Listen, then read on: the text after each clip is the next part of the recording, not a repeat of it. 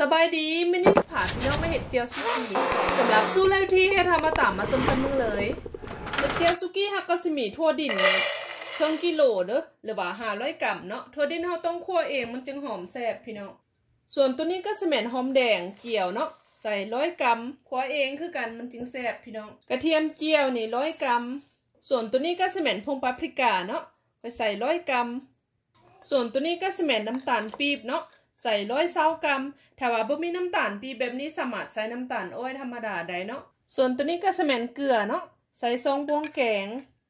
ส่วนตัวนี้ก็สแมนแป้งนัวใส่1 บวงแกงมากหลายใส่หลายเนาะส่วนตัวนี้ก็สแมนเต้าหู้ยี้เนาะใส่3 ก้อนหรือว่า50 กรัมพี่น้องถ้าว่าบ่มีบ่ใส่ก็ได้เนาะใส่น้ำลงไปลิตร 1เนาะถ้าว่าพี่น้องคนใดอยากใส่กะทิก็สามารถใส่ได้เนาะหรือว่าสิใส่น้ำครึ่งนึงกะทิครึ่งนึงเนาะเป็นเฮาก็สิเอาไปปั่นเนาะเนี่ยพี่น้องบดจนมันมุนละเอียดประมาณนี้ได้ละน้ำมันพืชเนี่ยค่อยใส่200 มิลลิลิตรเด้อหรือว่า1 ถ้วยน้อยแบบนี้เนาะประมาณนี้เนาะต่อไปหักกะทิเจียวหรือว่ากวนไปจนว่ามักถั่วมันสุกเปื่อยดีเนาะจนว่าน้ำหน้ามักถั่วมันออกเนาะพี่น้องประมาณ30 ปลายนาที40 นาทีนี่แหละเขาจะกวนด้วยไฟกลางไฟกลางอ่อนเนาะกวนไปเรื่อยๆพี่น้องกวนไปเฮ็ดใจเย็นๆเด้อถ้าว่าน้ำแจ่วซุกี้เขาเฮ็ดใหม่แล้วมันเฮ็ดให้มันขมเด้แล้วก็สำคัญเวลาเขาเจียวกระเทียม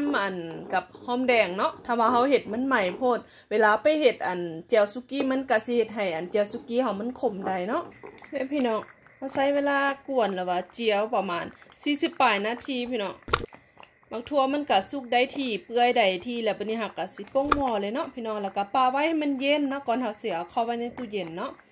เฮาสามารถเก็บไว้ในตู้เย็นธรรมดาได้ประมาณ2 อาทิตย์3 อาทิตย์นี่แหละถ้าว่าเฮาจะเก็บไว้ได้โดนหักก็แช่ไว้ในตู้แช่แข็งเนาะกุมได้หลายเดือนพี่น้องจุดนี้เฮาสามารถเก็บไว้โดนเพราะว่าเฮาบ่ได้ใส่กะทินะแล้วก็เฮาสิกินกับหมูกระทะก็ได้สิกินกับสินจุ่มกระแซบหรือว่าสิกินกับเฟือกระแหงคักเนาะแหงแม่นแนวมันเนาะหรือว่าสิเฮ็ดซุปซุกี้กระแซบลองไปเฮ็ดกินมึงเด้อพี่น้องสำหรับมื้อนี้ขอลาไปก่อนพบกันในคลิปต่อไปถ้ามากะกดไลค์ที่ใจกะกดแชร์ให้เด้อสมัยเลิฟบ๊ายบาย